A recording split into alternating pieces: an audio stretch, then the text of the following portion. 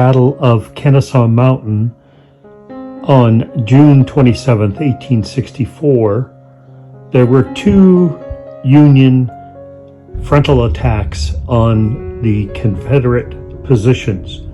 One was at Pigeon Hill, and 2 miles south was the second one on Cheatham Hill.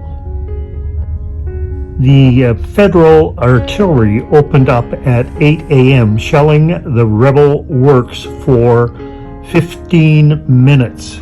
Then 3 brigades of Union soldiers ran double quick up the slope towards the Confederate works.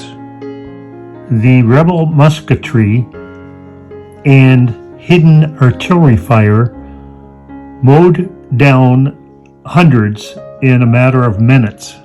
By 10 a.m., the Union attack was over. Casualties numbered 654, whereas the Confederates believed their losses to be a total of 11 men.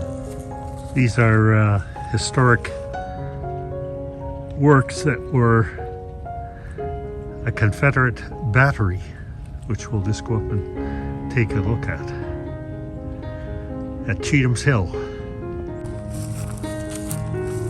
So this is the area in the Confederate line known as the Dead Angle, and the earthworks here were attacked as we see it here, front on, and the dead angle was works that had projected out so you could fire in all directions from this angle.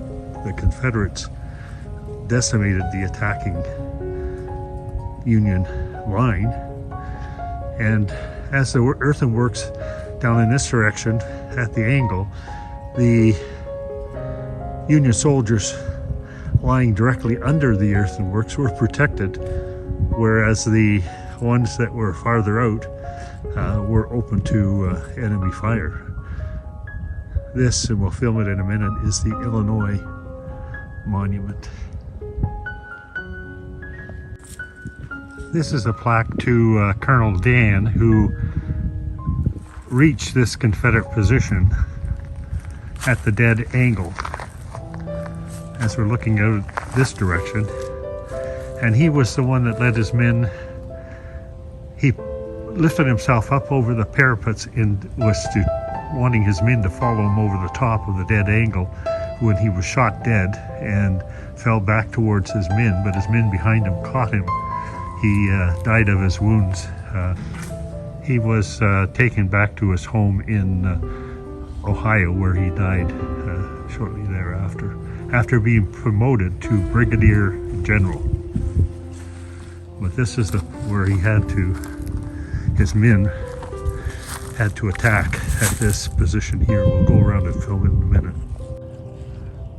Can you imagine attacking in a straight line across that field and up this hill?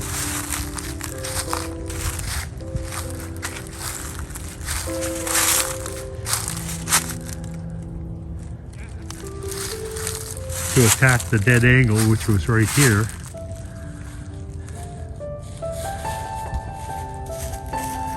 With the Confederates up behind the monument. What an impossible task. And not unlikely that it would fail. This is the Illinois Monument, which was designated June 27, 1914, years after the battle was completed and the Confederacy was finished. After the battle, where the Union soldiers were trenched down under a little bit of earth protection, a few days later, the Confederates and the Union called a truce to bury the dead.